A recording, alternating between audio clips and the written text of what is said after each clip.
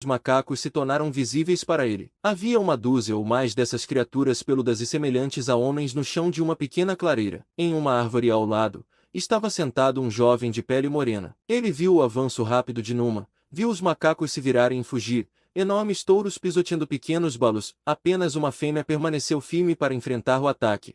Uma jovem fêmea inspirada pela maternidade recente para o grande sacrifício que permitiria que seu balu escapasse. Tarzan saltou de seu poleiro, gritando para os touros voadores abaixo e para aqueles que se agachavam na segurança das árvores ao redor. Se os touros tivessem mantido seu lugar, Numa não teria continuado a investida a menos que fosse provocado por uma grande raiva ou pela dor lancinante da fome. Mesmo assim, ele não teria saído ileso. Se os touros ouviram, foram lentos demais para reagir, pois Numa havia agarrado a mãe macaca e a arrastado para a selva antes que os machos tivessem reunido suficientemente sua sagacidade e coragem para se mobilizar em defesa de seu semelhante. A voz zangada de Tarzan despertou furor semelhante nos corações dos macacos. Rosnando e latindo, eles seguiram Numa pelo labirinto denso de folhagem, onde ele tentava se esconder deles. O homem macaco liderava, movendo-se rapidamente e ainda assim com cautela, dependendo mais de seus ouvidos e nariz do que de seus olhos para obter informações sobre o paradeiro do leão. O rastro era fácil de seguir, pois o corpo arrastado da vítima deixava um rastro simples, respingado de sangue e cheio de cheiro. Até criaturas tão sem graça quanto você ou eu poderíamos facilmente tê-la seguido. Para Tarzan e os macacos de Kerchak, era tão óbvio quanto uma calçada de cimento. Tarzan sabia que estavam se aproximando do grande felino mesmo antes de ouvir um rosnado furioso de aviso logo à frente. Chamando os macacos para seguirem seu exemplo, ele balançou-se em uma árvore e um momento depois, Numa estava cercado por um círculo de bestas rosnando, fora do alcance de suas presas e garras, mas à vista dele. O carnívoro se agachou com a parte dianteira sobre a fêmea de macaco. Tarzan podia ver que esta já estava morta, mas algo dentro dele fazia parecer absolutamente necessário resgatar o corpo inútil das garras do inimigo e puni-lo. Ele gritou provocações e insultos para Numa, arrancando galhos mortos da árvore em que dançava. Atirou-os no leão. Os macacos seguiram o seu exemplo. Numa rugiu de raiva e irritação. Ele estava com fome, mas em tais condições não podia se alimentar. Os macacos, se tivessem sido deixados sozinhos, sem dúvida em breve teriam deixado o leão em paz para desfrutar de seu banquete, pois a fêmea não estava morta. Eles não poderiam trazê-la de volta à vida atirando paus em Numa, e talvez até agora estivessem se alimentando em paz, mas Tarzan tinha uma opinião diferente. Numa devia ser punido e afastado. Ele precisava aprender que, mesmo tendo matado um mangane, não seria permitido se alimentar de sua caça. A mente humana olhava para o futuro, enquanto os macacos percebiam apenas o presente imediato. Eles estariam satisfeitos em escapar hoje da ameaça de Numa, enquanto Tarzan via a necessidade, e também os meios, de proteger os dias vindouros. Então ele instigou os grandes antropoides até que Numa foi coberto por projéteis, fazendo sua cabeça esquivar-se e sua voz ecoar em um protesto selvagem. Mas ainda assim ele se agarrou desesperadamente à sua presa. Os galhos e ramos lançados em Numa, logo percebeu Tarzan, não lhe causavam grande dano mesmo quando o atingiam, e nem mesmo feriam. Então o homem macaco procurou por projéteis mais eficazes, e não precisou procurar por muito tempo. Uma saliência de granito decomposto não muito longe de Numa sugeriu uma munição de natureza muito mais dolorosa. Chamando os macacos para observarem, Tarzan deslizou até o chão e juntou um punhado de pequenos fragmentos. Ele sabia que, uma vez que o tivessem visto colocar sua ideia em prática, eles seriam muito mais rápidos em seguir seu exemplo do que em obedecer suas ordens, caso ele lhes instruísse a pegar pedaços de pedra e jogá-los em Numa, pois Tarzan ainda não era o rei dos macacos da tribo de Kerchak. Isso veio nos anos seguintes. Agora era apenas um jovem, embora já tivesse conquistado para si um lugar nos conselhos das feras selvagens entre as quais um destino estranho o havia lançado. Os touros taciturnos da geração mais velha ainda odiavam assim como bestas odeiam aqueles de quem desconfiam, cuja característica olfativa é a característica de uma ordem alienígena, e portanto, de uma ordem inimiga. Os touros mais jovens, aqueles que cresceram na infância como seus companheiros de brincadeiras,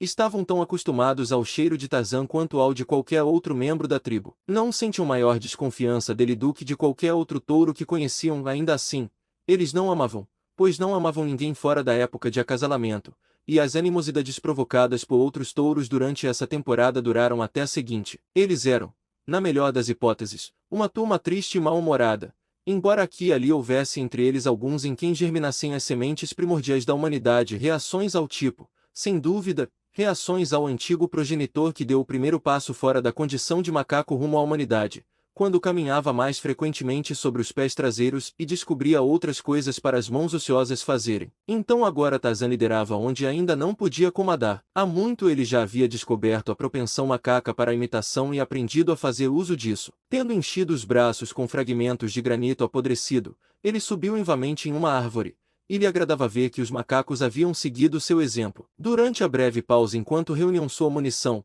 Numa havia se acomodado para se alimentar, mas mal tinha se arranjado com sua presa quando um pedaço afiado de pedra lançado pela mão experiente do homem-macaco atingiu sua bochecha. Seu rugido súbito de dor e raiva foi abafado por uma saraivada dos macacos, que haviam visto o ato de Tarzan. Numa sacudiu sua enorme cabeça e olhou com fúria para cima, para seus tormentadores. Durante meia hora eles o perseguiram com pedras e galhos quebrados, e embora ele arrastasse sua presa para os matagais mais densos, eles sempre encontravam uma maneira de alcançar suas armas arremessadas, não lhe dando oportunidade de se alimentar e forçando-o a seguir em frente sem parar. O macaco sem pelos com o cheiro de homem era o pior de todos, pois teve até a audácia de avançar pelo chão a poucos metros do senhor da selva, para que pudesse, com maior precisão e força, lançar pedaços afiados de granito e gravetos pesados nele. Vez após vez, numa investidas súbitas e violentas, mas o tormento ágil e flexível sempre conseguia escapar, e com uma facilidade tão insolente que o leão chegava a esquecer até mesmo sua grande fome na paixão consumidora da raiva,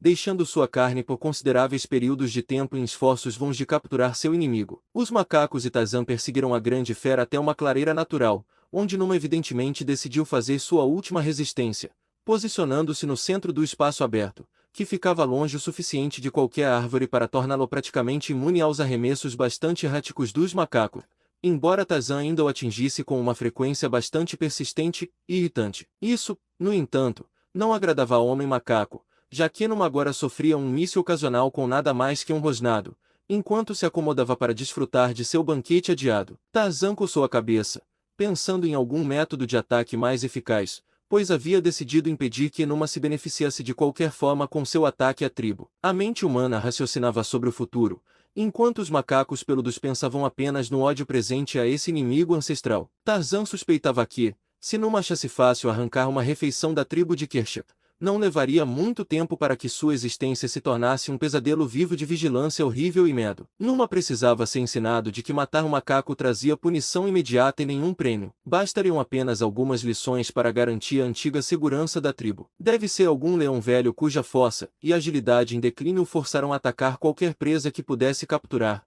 mas mesmo um único leão, indiscutível, poderia exterminar a tribo, ou pelo menos tornar sua existência tão precária e aterrorizante que a vida deixaria de ser uma condição agradável. Deixe-o caçar entre os Gomangani, pensou Tarzan. Ele os encontrará presas mais fáceis. Eu ensinarei ao feroz Numa que ele não pode caçar os Mangani. Mas a primeira questão a ser resolvida era como arrancar o corpo de sua vítima do leão que se alimentava. Finalmente, Tarzan teve um plano. Para qualquer pessoa que não fosse Tarzan, o homem-macaco, poderia parecer um plano arriscado, e talvez até para ele fosse, mas Tarzan gostava bastante de coisas que continham um elemento considerável de perigo. De qualquer forma, duvido que você ou eu teríamos escolhido um plano semelhante para frustrar um leão zangado e faminto. Tarzan precisava de ajuda no plano que havia concebido, e seu assistente deveria ser igualmente corajoso e quase tão ativo quanto ele. Os olhos do homem-macaco pousaram em Talbo, o companheiro de brincadeiras de sua infância, o rival em seu primeiro amor e agora, de todos os touros da tribo,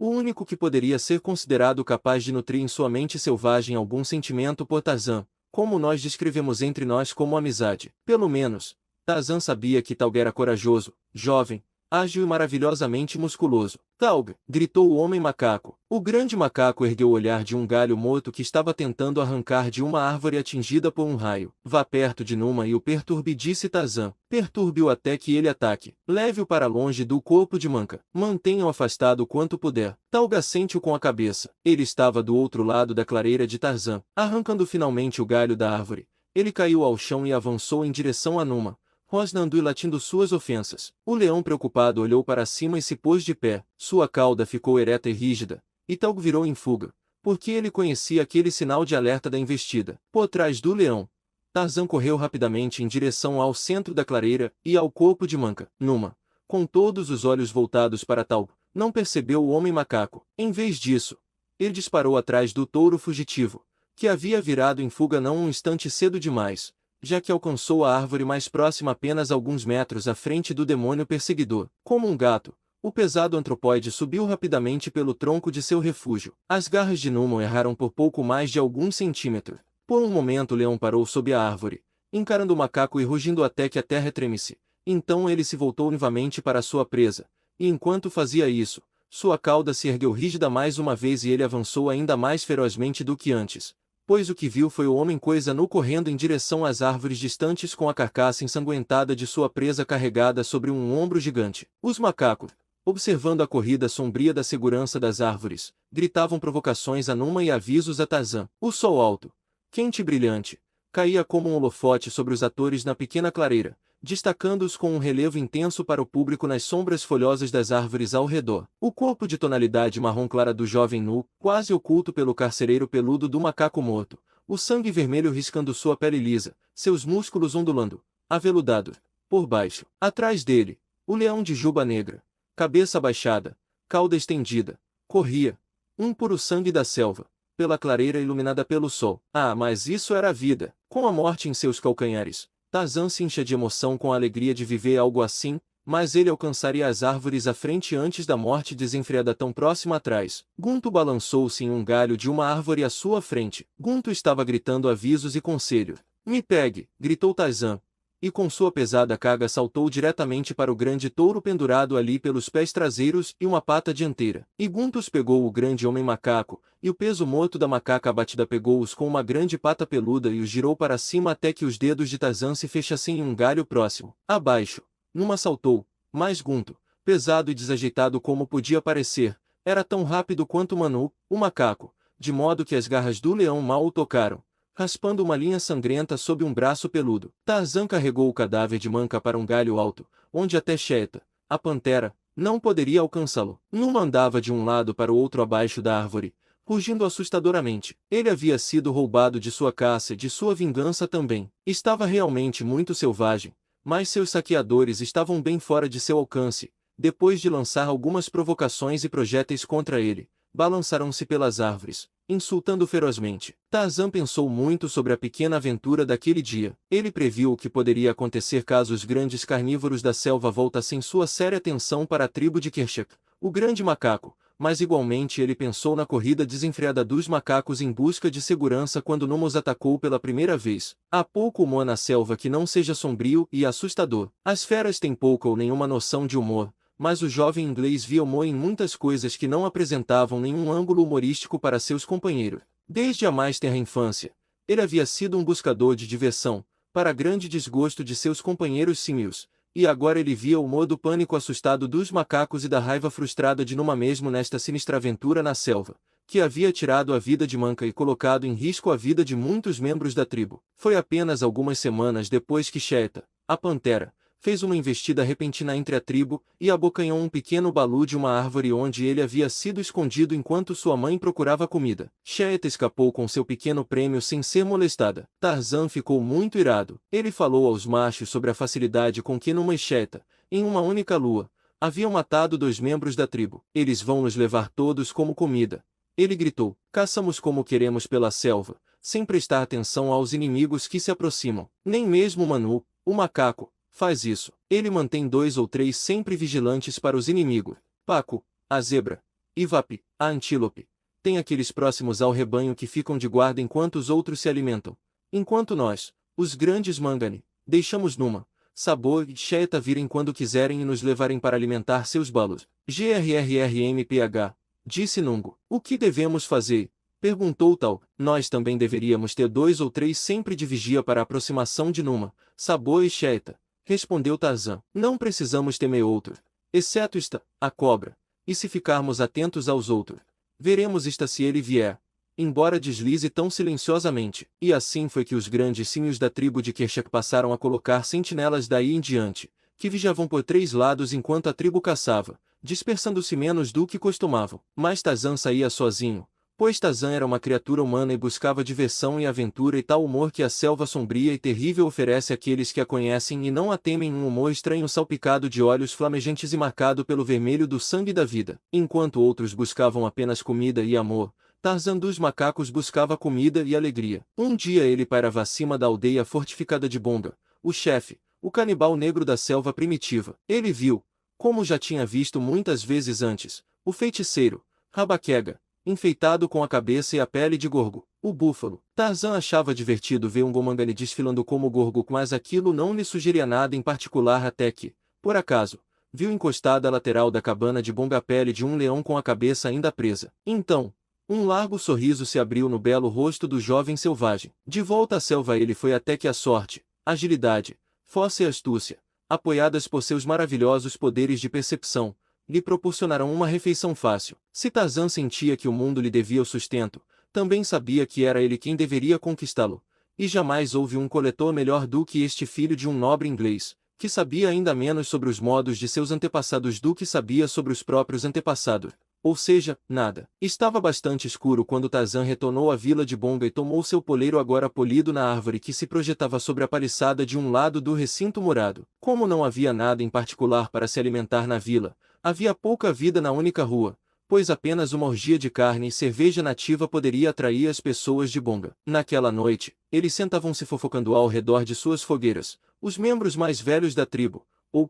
se eram jovens, formavam pares nas sombras projetadas pelas casas de palmeira. Tarzan caiu levemente na vila, e esgueirando-se silenciosamente na proteção das sombras mais densas, aproximou-se da cabana do chefe, Bonga. Ali encontrou aquilo que procurava. Havia guerreiros por toda parte, mas eles não sabiam que o temido deus-demônio se esgueirava silenciosamente tão perto deles, nem o viram apoderar-se do que cobiçava e partir de sua vila tão silenciosamente quanto havia chegado. Mais tarde naquela noite, quando Tarzan se encolheu para dormir, ficou por muito tempo olhando para os planetas flamejantes, as estrelas cintilantes e para Goro, a lua, e sorriu. Ele se lembrava de como os grandes touros haviam parecido ridículos em sua louca correria por segurança naquele dia, quando não investiu entre eles e agarrou Manca, e ainda assim sabia que eram ferozes e corajosos. Era o choque inesperado da surpresa que sempre os lançava em pânico, mas Tarzan ainda não estava totalmente ciente disso. Isso era algo que ele aprenderia em um futuro próximo. Ele adormeceu com um largo sorriso no rosto. Manu, o macaco,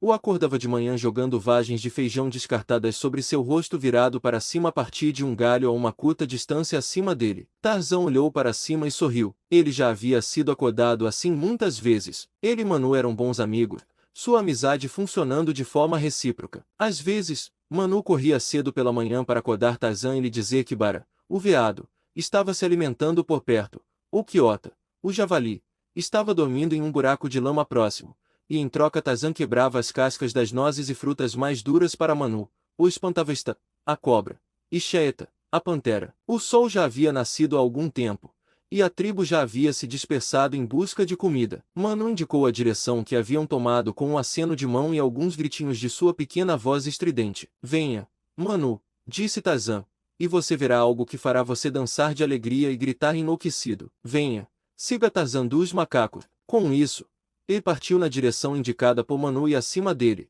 tagarelando, ralhando e gritando, pulava Manu, o macaco. Sobre os ombros de Tarzan estava o objeto que ele havia roubado da aldeia de Bonga, o chefe, na noite anterior. A tribo estava se alimentando na floresta ao lado da clareira onde Gunto, Taug e Tarzan tanto atormentaram Numa e finalmente lhe tiraram o fruto de sua caça. Alguns deles estavam na própria clareira. Em paz e contentamento, eles se alimentavam, pois não havia 3 sentinelas, cada uma vigiando um lado diferente do rebanho. Tarzan lhes havia ensinado isso, e embora tivesse se ausentado por vários dias caçando sozinho, como frequentemente fazia, ou visitando a cabana à beira do mar, eles ainda não haviam esquecido suas advertências, e se continuassem por mais algum tempo a manter sentinelas, isso se tornaria um hábito de sua vida tribal, assim, seria perpetuado indefinidamente. Mas Tarzan, que os conhecia melhor do que eles se conheciam, estava confiante de que eles haviam parado de colocar vigias ao redor de si no momento em que ele os deixou, e agora ele planejava não apenas se divertir um pouco às custas deles, mas também lhes ensinar uma lição sobre preparação,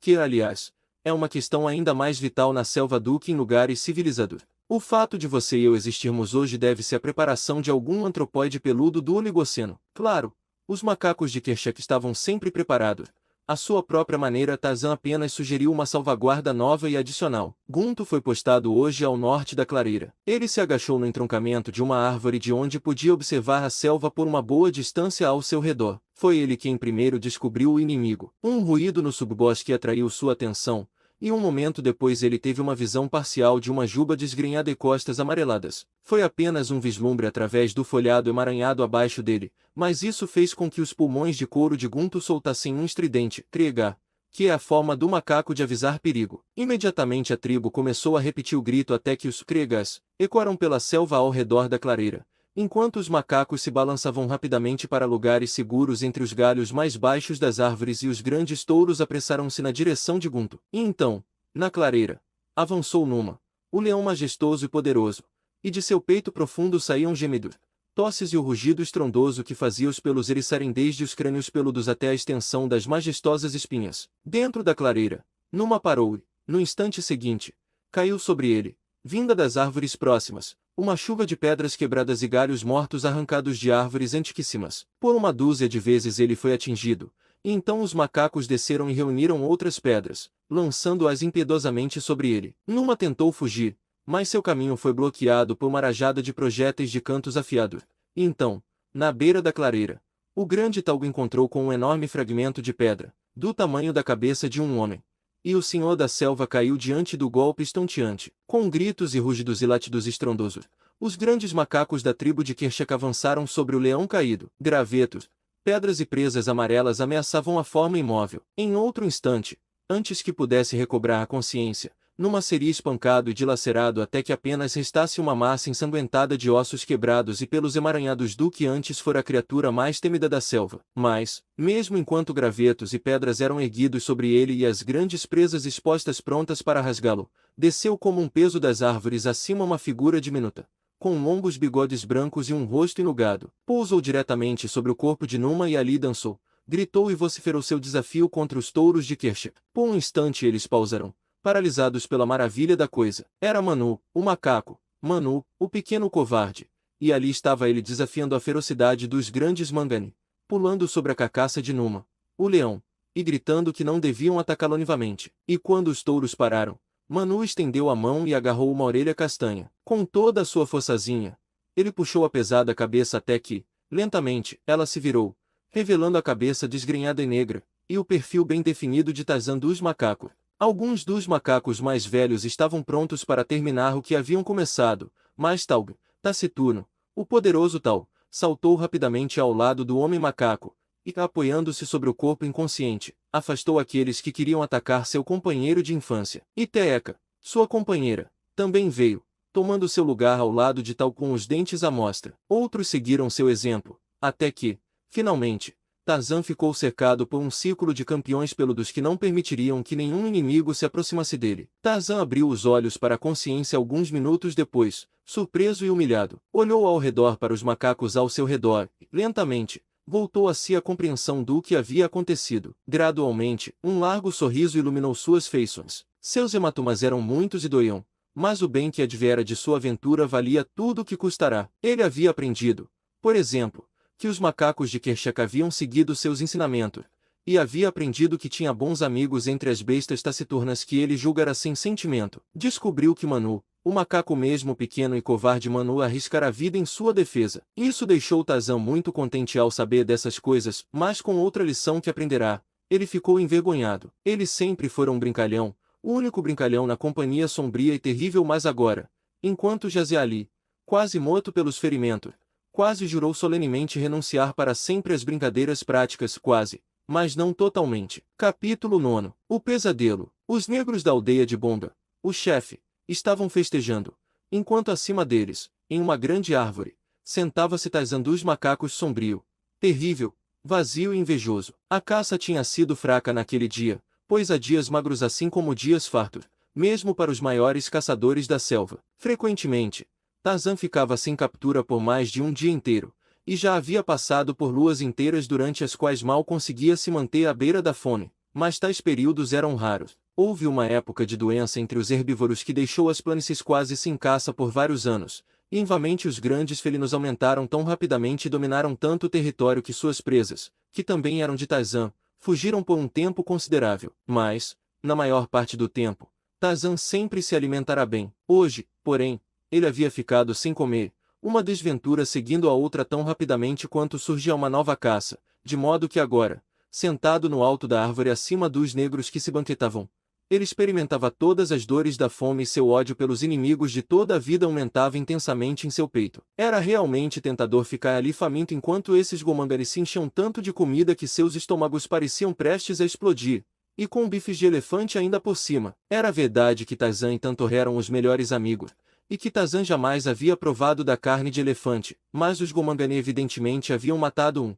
e enquanto comiam a carne de sua presa, Tarzan não sentiu nenhuma dúvida quanto à ética de fazer o mesmo, caso tivesse a oportunidade. Se ele soubesse que o elefante havia morrido de doença vários dias antes de os negros descobrirem a carcaça, talvez não estivesse tão ansioso para participar do banquete, pois Tarzan dos macacos não era um comilão de carniça. A fome, no entanto, pode embotar até o paladar mais exigente, e Tarzan não era exatamente um epicurista. O que ele era naquele momento era uma fera selvagem muito faminta, contida apenas pela cautela, pois o grande caldeirão no centro da aldeia estava cercado por guerreiros negros, através dos quais nem mesmo Tarzan dos macacos poderia esperar passar ileso. Seria necessário, portanto, que o observador permanecesse ali faminto até que os negros tivessem se empanturrado a ponto de embriaguez, e então, se tivessem deixado algum resto, fazer a melhor refeição possível com isso, mas para o impaciente Tarzan parecia que os gananciosos gomangari prefeririam explodir a deixar o banquete antes que a última migalha fosse devorada. Por algum tempo,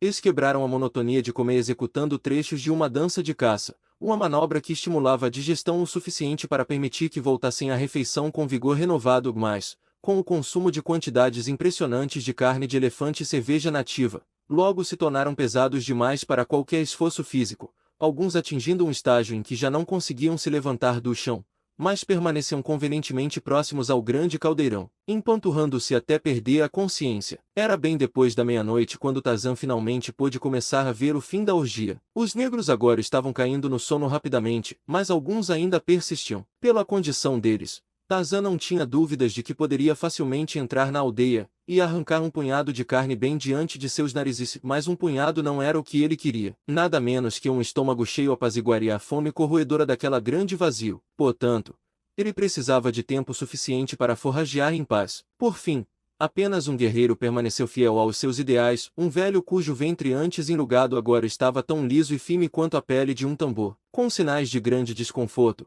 e até de dor, ele se arrastava em direção à panela e lentamente se colocava de joelho, de onde podia alcançar o recipiente e agarrar um pedaço de carne. Então, rolava de costas com um gemido alto e ficava ali enquanto forçava lentamente a comida entre os dentes e a engolia em seu estômago empanturrado. Era evidente para Tarzan que o velho comeria até morrer, ou até não haver mais carne. O homem macaco balançou a cabeça em desgosto. Que criaturas nojentas eram esses gomangari? Mas de todos os habitantes da selva, apenas eles se assemelhavam de perto a Tarzan em forma. Tarzan era um homem, e eles também deviam ser algum tipo de homem.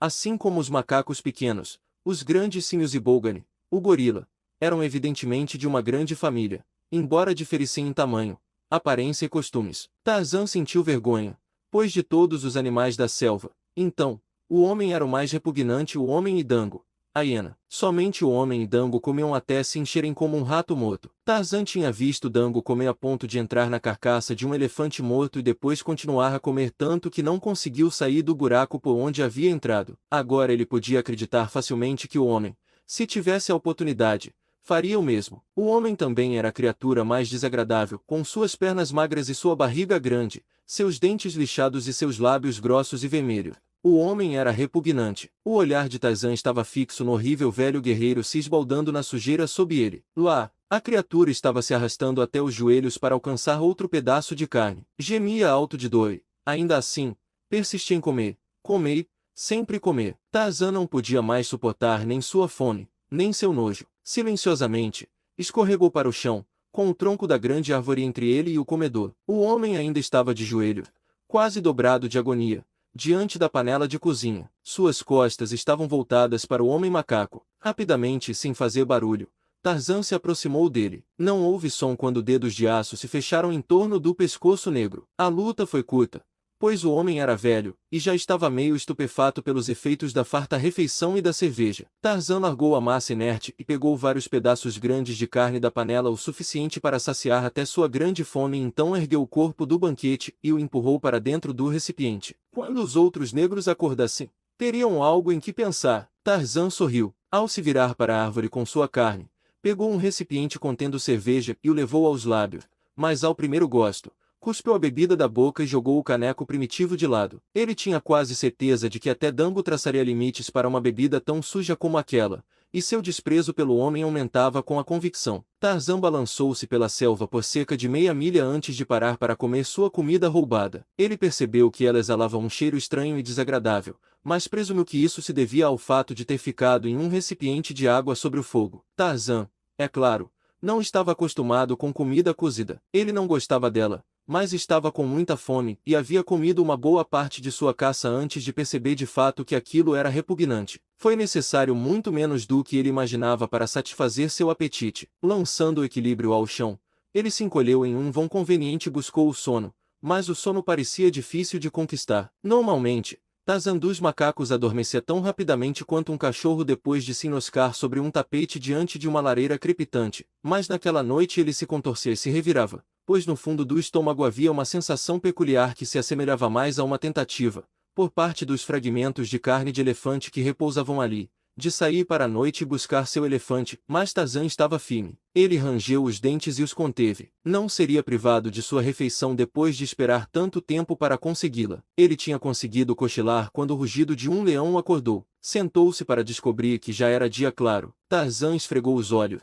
Seria possível que ele realmente tivesse dormido? Ele não se sentia particularmente revigorado como deveria após uma boa noite de sono. Um ruído chamou sua atenção, e ele olhou para baixo e viu um leão parado à base da árvore, olhando para ele com fome. Tarzan fez uma careta para o rei das feras, ao que Numa, para grande surpresa do homem macaco, começou a subir pelos galhos em sua direção. Até então, Tarzan nunca tinha visto um leão subir em uma árvore, porém, por alguma razão inexplicável, não ficou muito surpreso que aquele leão em particular o fizesse. À medida que o leão subia lentamente em sua direção, Tarzan buscava galhos mais altos, mas para sua frustração, descobriu que era com a maior dificuldade que conseguia subir de fato. Repetidas vezes ele escorregava para baixo, perdendo tudo o que havia conquistado, enquanto o leão continuava firme em sua escalada, aproximando-se cada vez mais do homem macaco. Tarzan podia ver o olhar faminto nos olhos verde-amarelado. Podia ver a saliva escorrendo das bochechas caídas, e as grandes presas abertas prontas para capturá-lo e destruí-lo. Aranhando desesperadamente, o homem macaco finalmente conseguiu ganhar um pouco de vantagem sobre seu perseguidor. Ele alcançou galhos mais finos, lá no alto, onde sabia muito bem que nenhum leão poderia segui-lo. Ainda assim, Numa de rosto diabólico continuava a subir. Era inacreditável, mas era verdade. Mas o que mais impressionava Tarzan era que, embora ele percebesse a incredibilidade de tudo aquilo, ao mesmo tempo aceitava como algo natural. Primeiro, que um leão pudesse escalar e, segundo, que ele entrasse nos terraços superiores onde até Cheta, a pantera, não ousava se aventurar. Até o topo de uma árvore alta, o homem macaco escalava seu caminho desajeitado e atrás dele vinha Numa, o leão, gemendo tristemente. Finalmente, Tarzan estava equilibrado no extremo vértice de um ramo oscilante, alto acima da floresta. Ele não podia ir mais longe. Abaixo dele, o leão subia firmemente, e Tarzan dos macacos percebeu que, finalmente, o fim havia chegado. Ele não podia lutar sobre um galho minúsculo com Numa, o leão, especialmente com Numa desses, para o qual galhos oscilantes a 200 pés do chão ofereciam um apoio tão firme quanto o próprio solo. O leão se aproximava cada vez mais. Mais um momento, e ele poderia alcançar com uma grande pata e arrastar o homem macaco para aquelas mandíbulas terríveis. Um zumbido acima de sua cabeça fez Tarzan olhar apreensivo para cima. Um grande pássaro circulava bem acima dele. Ele nunca tinha visto um pássaro tão grande em toda a sua vida, mas o reconheceu imediatamente, pois não o tinha visto centenas de vezes em um dos livros da pequena cabana na Baía Protegida, a cabana coberta de musgo que, junto com seu conteúdo, era a única herança deixada por seu falecido e desconhecido pai ao jovem Lord Greystoke. No livro ilustrado, o grande pássaro era mostrado voando alto acima do chão com uma pequena criança em suas garras, enquanto, abaixo, Uma mãe distraída estava de pé com as mãos erguidas. O leão já estendia uma pata com garras para agarrá-lo quando o pássaro mergulhou e cravou garras não menos formidáveis nas costas de Tarzan. A dor era paralisante, mas foi com um sentimento de alívio que o homem macaco se sentiu arrancado das garras de Numa. Com um grande zumbido de asas, o pássaro subiu rapidamente até que a floresta ficasse bem lá embaixo. Olhar para baixo a partir de uma altura tão grande deixava Tarzan enjoado e tonto. Então ele fechou os olhos com força e prendeu a respiração. Mais alto e mais alto subia o enorme pássaro. Tarzan abriu os olhos. A selva estava tão distante que ele podia ver apenas um borrão verde difuso abaixo de si, mas logo acima e bem próximo estava o sol. Tarzan estendeu as mãos e as aqueceu, pois estavam muito frias. Então, uma loucura súbita o dominou. Para onde o pássaro o estava levando? Ele deveria submeter-se passivamente a uma criatura emplumada, por maior que fosse. Ele, Tarzan dos macacos, grande lutador, morreria sem desferir um único golpe em sua própria defesa. Nunca, ele arrancou a lâmina de caça de seu fio de cintura, e empurrando para cima, a cravou uma, duas, três vezes no peito acima dele. As poderosas asas bateram algumas vezes mais, de maneira espasmódica. As garras relaxaram seu aperto, e Tarzan dos macacos caiu despencando em direção à distante selva. Pareceu ao homem macaco que ele caiu por muitos minutos antes de se chocar com a folhagem das copas das árvores. Os galhos menores amorteceram sua queda, de modo que ele chegou a descansar por um instante sobre o próprio galho no qual havia buscado sono na noite anterior. Por um instante ele balançou ali em uma tentativa frenética de recuperar o equilíbrio, mas, finalmente, ele rolou para fora, ainda segurando desesperadamente, conseguindo agarrar o galho e se segurar. Mais uma vez ele abriu os olhos, que havia fechado durante a queda. Invamente era noite. Com toda a sua antiga agilidade, ele escalou de volta para o galho de onde havia caído. Abaixo dele, um leão rugia, e, olhando para baixo, Tarzan podia ver os olhos verde-amarelados brilhando à luz da lua, enquanto perfuravam famintos a escuridão da noite na selva em sua direção. O homem macaco ofegava a apoiar, suor frio emergia de todos os poros, e havia uma grande náusea no fundo do estômago de Tarzan. Tarzan, o homem das selvas, tinha sonhado seu primeiro sonho. Por muito tempo ele ficou sentado, observando numa subina árvore atrás dele, e ouvindo o som das grandes asas lá em cima, pois, para Tarzan, o homem das selvas, seu sonho era uma realidade. Ele não podia acreditar no que tinha visto, e, no entanto, tendo visto até mesmo essas coisas incríveis, não conseguia desacreditar das evidências de suas próprias percepções. Nunca em toda a sua vida os sentidos de Tarzan o tinham enganado seriamente, e portanto, naturalmente, ele tinha grande confiança neles. Cada percepção que já havia sido transmitida ao cérebro de Tarzan tinha sido, com precisão variável, uma percepção verdadeira. Ele não conseguia conceber a possibilidade de aparentemente ter passado por uma aventura tão estranha em que não houvesse um grão de verdade. Que um estômago, desordenado por carne de elefante em decomposição, um leão rugindo na selva, um livro ilustrado e o sono pudessem retratar com tanta fidelidade todos os detalhes nítidos do que ele aparentemente tinha vivenciado estava muito além do seu conhecimento. Ainda assim, ele sabia que Numa não conseguia subir em árvores, sabia que na selva não existia nenhum pássaro como o que ele tinha visto, e também sabia que não poderia ter caído nenhuma fração da distância que despencarei. Sobrevivido, para dizer o mínimo.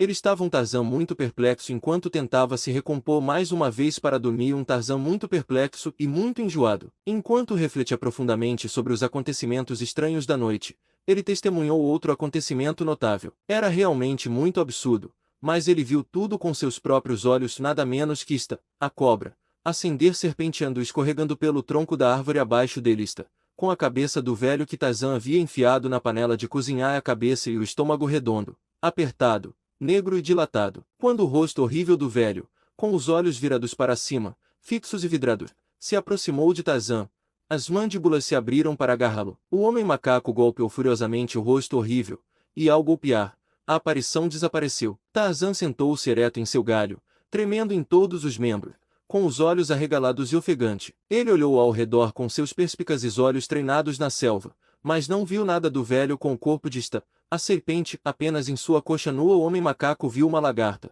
caída de um galho acima dele. Com um gesto de desgosto, ele afastou para a escuridão abaixo. E assim a noite se arrastou, sonho após sonho, pesadelo após pesadelo, até que o homem macaco distraído sobressaltou-se como um cervo assustado ao som do vento farfalhando nas árvores ao seu redor, ou saltou em pé quando a risada estranha de uma hiena irrompeu de repente num instante de silêncio na selva. Mas finalmente a manhã tardia raiou, e um Tarzan enfermo e febril se arrastou lentamente pelos corredores úmidos e sombrios da floresta em busca de água. Todo o seu corpo parecia estar em chamas. Um grande mal-estar subiu à sua garganta. Ele viu um emaranhado de matagais quase impenetráveis e, como a besta selvagem que era, enganchou-se nele para morrer sozinho e despercebido, protegido dos ataques de carnívoros predadores. Mas ele não morreu. Por muito tempo ele quis, mas logo a natureza e um estômago ultrajado se aliviaram à sua maneira terapêutica. O homem macaco entrou em uma transpiração violenta e então caiu em um sono normal e tranquilo que perdurou até bem à tarde. Quando acordou, sentiu-se fraco, mas não mais doente. Mais uma vez ele procurou água, e depois de beber profundamente, seguiu lentamente em direção à cabana à beira-mar. Em tempos de solidão e dificuldade, já havia se acostumado a buscar ali a tranquilidade e o descanso que não conseguia encontrar em nenhum outro lugar. Enquanto se aproximava da cabana e levantava a tranca rudimentar que seu pai havia feito tantos anos antes, dois pequenos olhos vermelhos de sangue observavam a partir da folhagem que escondia a selva próxima. Por trás de sobrancelhas desgrenhadas e proeminentes, eles olhavam para ele com malícia, maliciosamente e com uma curiosidade aguçada. Então Tarzan entrou na cabana e fechou a porta atrás de si. Ali, com o mundo inteiro fechado para ele, podia sonhar sem medo de interrupções. Podia se encolher e olhar as figuras nas coisas estranhas chamadas livros. Podia decifrar a palavra impressa que aprenderá a ler sem conhecer a língua falada que ela representava. Podia viver em um mundo maravilhoso sobre o qual não tinha conhecimento além das capas de seus amados livros. Numa e sabor poderiam rondar por perto, os elementos poderiam enfurecer-se com toda a sua fúria, mas aqui, pelo menos, Tarzan poderia estar completamente desprevenido em um relaxamento delicioso que lhe dava todas as suas faculdades para a perseguição ininterrupta deste maior de todos os seus prazeres. Hoje ele se voltou para a imagem do enorme pássaro que levou o pequeno Tarmangani em suas garras. Tarzan franziu a testa enquanto examinava a gravura colorida. Sim, aquele era o próprio pássaro que o havia carregado embora no dia anterior, pois para Tarzan o sonho tinha sido uma realidade tão intensa que ele ainda pensava que outro dia e uma noite haviam se passado desde que se deitou na árvore para dormir. Mas quanto mais ele pensava sobre o assunto, menos certo ficava quanto à veracidade da aparente aventura pela qual tinha passado, e ainda assim, onde o real havia cessado e o irreal começado, ele era totalmente incapaz de determinar. Ele realmente havia ido à aldeia dos negros, havia matado o velho Gomangani, havia comido da carne de elefante, havia ficado doente. Tarzan coçou sua cabeça negra desgrenhada e se perguntou. Era tudo muito estranho, mas ele sabia que nunca tinha visto numa subir em uma árvore, ou está com a cabeça e a barriga de um velho negro que Tarzan já havia matado. Finalmente, com um suspiro, ele desistiu de tentar compreender o incompreensível, mas, no fundo de seu coração, sabia que algo havia entrado em sua vida que ele nunca antes havia experimentado. Outra vida que existia enquanto ele dormia e cuja consciência se prolongava em suas horas de vigília. Então, começou a se perguntar se algumas dessas estranhas criaturas que ele encontrava em seu sono poderiam não matá-lo, pois em tais momentos Tarzan dos macacos parecia ser um Tarzan diferente, lento, indefeso e tímido, desejando fugir de seus inimigos como Fujiwara, o veado, das criaturas mais temíveis. Assim, com um sonho, veio a primeira tênue noção do medo, uma noção que Tarzan, desperto, nunca havia experimentado, e talvez ele estivesse vivenciando o que seus primeiros antepassados passaram e transmitiram à posteridade na forma de superstição primeiramente e religião depois, pois eles, assim como Tarzan, haviam visto coisas à noite que não podiam explicar pelos padrões diurnos da percepção sensorial ou da razão, e assim construíram para si uma explicação estranha que incluía formas grotescas, dotadas de poderes estranhos e misteriosos, as quais finalmente passaram a atribuir todos aqueles fenômenos inexplicáveis da natureza que a cada ocorrência os enchiam de reverência,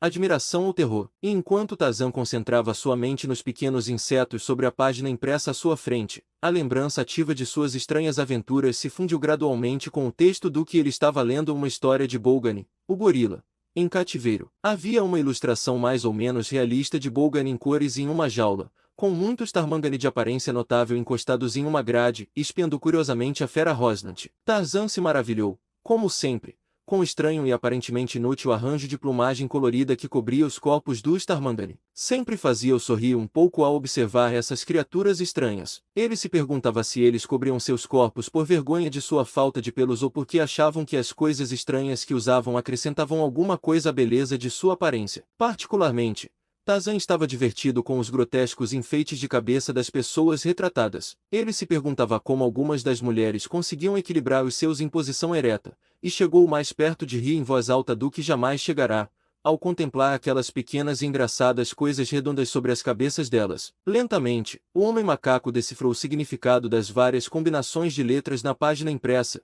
e enquanto lia, os pequenos insetos, pois assim ele sempre pensava nas letras, começaram a correr de maneira extremamente confusa, turvando sua visão e confundindo seus pensamentos. 2 vezes ele passou rapidamente o dorso da mão sobre os olhos, mas apenas por um momento conseguiu fazer os insetos voltarem a uma forma coerente e inteligível. Ele tinha dormido mal na noite anterior e agora estava exausto pela falta de sono, pela doença e pela leve febre que tivera, de modo que se tornava cada vez mais difícil concentrar-se ou manter os olhos abertos. Tarzan percebeu que estava adormecendo, e justamente quando a percepção se impôs a ele e ele decidiu se entregar a uma inclinação que havia assumido quase a proporção de uma dor física, foi despertado pela abertura da porta da cabana. Virando-se rapidamente para a interrupção, Tarzan ficou surpreso, por um momento, ao ver ocupar a porta a forma enorme e peluda de Bolgani, o gorila. Agora dificilmente havia um habitante da grande selva com quem Tarzan preferisse não estar confinado dentro da pequena cabana do que Bolgani, o gorila.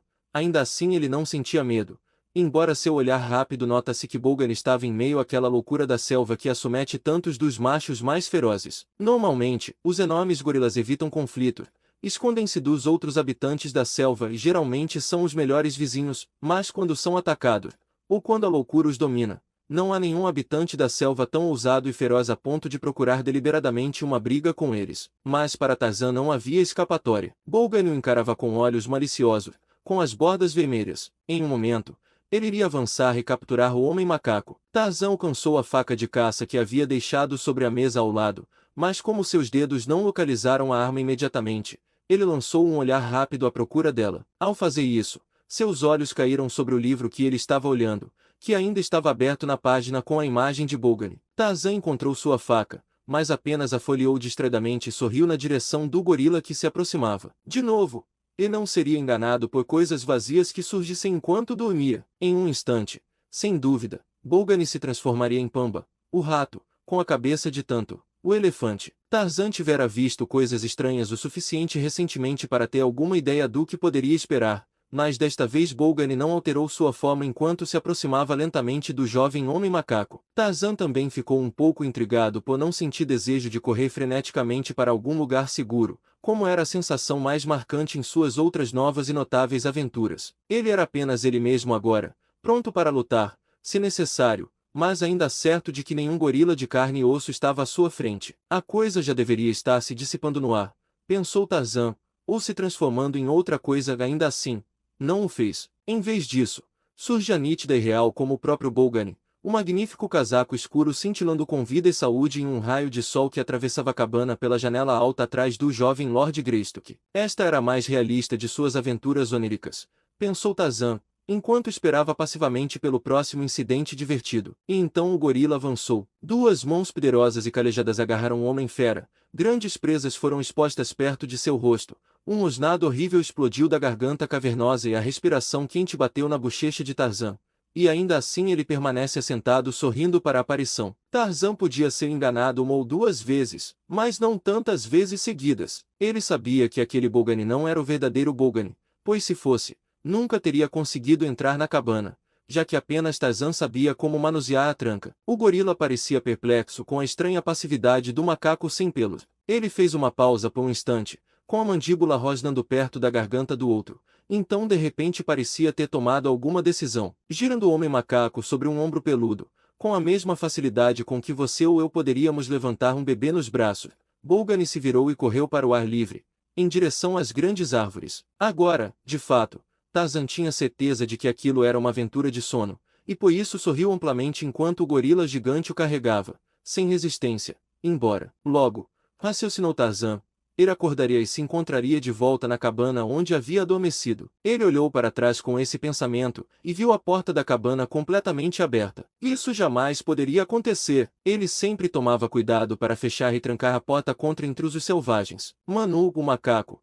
faria uma grande bagunça entre os tesouros de Tarzan se tivesse acesso ao interior, mesmo que por alguns minutos. A questão que surgiu na mente de Tarzan era desconcertante. Onde terminavam as aventuras do sono e onde começava a realidade? Como poderia ter certeza de que a porta da cabana não estava realmente aberta? Tudo sobre ele parecia bastante normal, não havia nenhuma das grotescas exagerações de suas antigas aventuras durante o sono. Seria melhor, então, ficar do lado seguro e garantir que a porta da cabana estivesse fechada não faria mal algum, mesmo que tudo o que parecia estar acontecendo, na verdade, não estivesse acontecendo. Tarzan tentou se soltar do ombro de Bolgani, mas a grande fera apenas rosnou ominosamente e o apertou mais. Com um grande esforço, o homem macaco se libertou, e enquanto deslizava até o chão, o gorila dos sonhos se voltou ferozmente contra ele, o agarrou mais uma vez e enterrou grandes presas em um ombro marrom e lustroso. O sorriso de desprezo desapareceu dos lábios de Tarzan à medida que a dor e o sangue quente despertavam seus instintos de luta. Dormindo ou acordado, aquela coisa não era mais uma brincadeira. Mordendo, rasgando e rosnando, os dois rolavam pelo chão. O gorila agora estava frenético de raiva insana. Repetidamente, ele soltava seu apeto sobre o ombro do homem macaco na tentativa de agarrar a jugular, mas Tarzan dos macacos já havia lutado antes com criaturas que atacavam primeiro a veia vital, e a cada vez ele se esquivava do perigo enquanto tentava colocar os dedos na garganta de seu adversário. Finalmente, ele conseguiu. Seus grandes músculos se tensionaram e se entrelaçaram sob sua pele lisa enquanto ele usava toda a sua imensa força para empurrar o torso peludo para longe de si. E enquanto estrangulava Bolgani e o forçava para longe, sua outra mão subia lentamente entre eles até que a ponta da faca de caça repousou sobre o coração selvagem. Houve um movimento rápido do pulso de aço, e a lâmina cravou em seu objetivo. Bolgani, o gorila, soltou um único grito aterrorizante, arrancou-se do alcance do homem macaco, ergueu-se sobre os pés, cambaleou alguns passos e então caiu ao chão. Houve alguns movimentos espasmódicos dos membros e a fera ficou imóvel. Tarzan dos macacos ficou olhando para sua presa, enquanto estava ali, passou os dedos por sua espessa e negra cabeleira. Logo, ele se abaixou e tocou o corpo morto. Um pouco do sangue vermelho do gorila manchou seus dedos. Ele os levou ao nariz e cheirou. Depois, balançou a cabeça e se voltou para a cabana. A porta ainda estava aberta. Ele a fechou e travou a tranca. Voltando-se para o corpo de sua presa, ele invamente parou e coçou a cabeça. Se isso fosse uma aventura em sonho, o que então seria a realidade? Como ele poderia distinguir uma da outra? Quanto de tudo que acontecerá em sua vida havia sido real e quanto havia sido irreal? Ele colocou um pé sobre o corpo prostrado, levantando o rosto para os céus, deu voz ao grito de ataque do grande macaco. Longe, à distância, um leão respondeu. Era muito real e, ainda assim, ele não sabia. Confuso, voltou-se e entrou na selva. Não. Ele não sabia o que era real e o que não era, mas havia uma coisa que ele sabia: nunca mais comeria da carne de tanto. O elefante. Capítulo X. A batalha por Teca. O dia estava perfeito. Uma brisa fresca amenizava o calor do sol equatorial. A paz reinava na tribo há semanas e nenhum inimigo estrangeiro havia invadido suas terras. Para a mente do macaco, tudo isso era evidência suficiente de que o futuro seria idêntico ao passado imediato, que a utopia persistiria. Os sentinelas, agora por hábito uma tradição fixa da tribo, relaxavam sua vigilância ou abandonavam completamente seus postos, conforme lhes viesse à vontade. A tribo estava espalhada em busca de alimento. Assim, a paz e a prosperidade podem comprometer a segurança da comunidade mais primitiva, assim como acontece com a mais culta. Até os indivíduos se tornaram menos vigilantes e atentos, de modo que alguém poderia ter pensado que Numa, Sabor e Chet haviam sido completamente apagados do esquema das coisas. As fêmeas e os balos vagavam desprevenidos pela selva sombria, enquanto os machos gananciosos forrageavam em locais distantes. E assim foi que Teca e Gaza, seu balu, caçavam na margem extrema ao sul da tribo sem nenhum macho próximo a eles. Ainda mais ao sul, movia-se pela floresta uma figura sinistra, um enorme gorila, enlouquecido pela solidão e derrota. Uma semana antes, ele havia disputado o reinado de uma tribo distante e agora, ferido e ainda dolorido, perambulava pela selva como um pária. Mais tarde, poderia retornar à sua própria tribo e submeter-se à vontade do bruto peludo que havia tentado destronar, mas, por enquanto, não ousava fazê-lo, já que buscará não apenas a coroa, mas também as esposas de seu senhor e mestre. Seria necessário ao menos uma lua inteira para trazer o esquecimento àquele que ele havia prejudicado, e assim vagava por uma selva estranha, sombria, terrível, cheia de ódio. Foi nesse estado mental que Tug se deparou inesperadamente com uma jovem fêmea se alimentando sozinha na selva, uma estranha, ágil, forte e bonita além da comparação. Tug prendeu a respiração e deslizou rapidamente para um lado da trilha, onde o denso folhagem do subbosque tropical o escondia de Teca, permitindo-lhe, ao mesmo tempo, admirar sua beleza. Mas não estavam preocupados apenas com Teca, eles percorriam a selva ao redor em busca dos touros, vacas e balos de sua tribo, embora principalmente dos touros.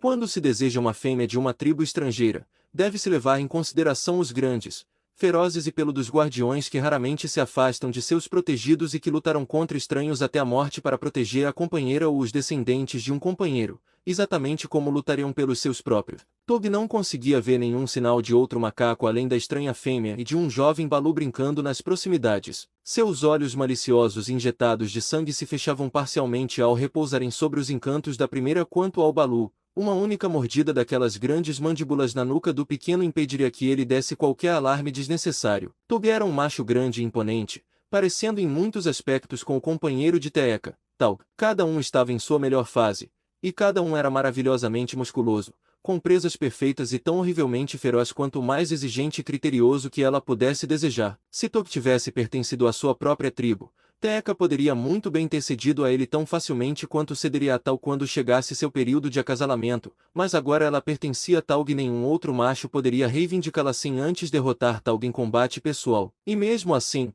Teca mantinha alguns direitos na questão. Se ela não favorecesse um correspondente, poderia entrar na disputa com seu parceiro legítimo e fazer sua parte para desencorajar suas investidas. Uma parte, também, que seria de grande ajuda para seu senhor e mestre, pois Teca, embora seus dentes fossem menores que os de um macho, podia usá-los com excelente efeito. Neste momento, Teca estava ocupada numa fascinante procura por besouro, à exclusão de tudo o mais. Ela não percebe o quanto ela e Gazan estavam distantes do restante da tribo, nem seus sentidos defensivos estavam alerta como deveriam estar. Meses de imunidade ao perigo, sob a vigilância protetora dos sentinelas, que Tarzan havia ensinado a tribo a manter, tinham adormecido todos num sentimento de segurança pacífica baseado na falácia que já destruiu muitas comunidades esclarecidas no passado e continuará destruindo outras no futuro, a de que, por não terem sido atacados, nunca seriam. Toby, tendo-se assegurado de que apenas ela e seu balu estavam nas proximidades imediatas, avançou sorrateiramente. As costas de Teca estavam voltadas para ele quando ele finalmente investiu contra ela, mas seus sentidos finalmente despertaram para a presença do perigo, e ela se virou para encarar o estranho touro pouco antes de ele alcançá-la. Toby parou a poucos passos dela. Sua raiva havia desaparecido diante dos encantos femininos sedutores da estranha. Ele fez ruídos conciliatórios, uma espécie de som de cloquejar com seus lábios largos e planos que, também, não eram muito diferentes do que poderia ser produzido em um solo osculatório. Mas Teca apenas mostrou os dentes e rosnava. O pequeno Gazan começou a correr em direção à mãe, mas ela o advertiu com um rápido crega, dizendo para ele subir correndo em uma árvore alta. Evidentemente, Teca não ficou favoravelmente impressionada com seu novo pretendente. Toby percebeu isso e alterou seus métodos de acordo. Ele encheu seu enorme peito, bateu nele com os nós dos dedos calejados e caminhou de um lado para o outro diante dela. Eu sou Toby.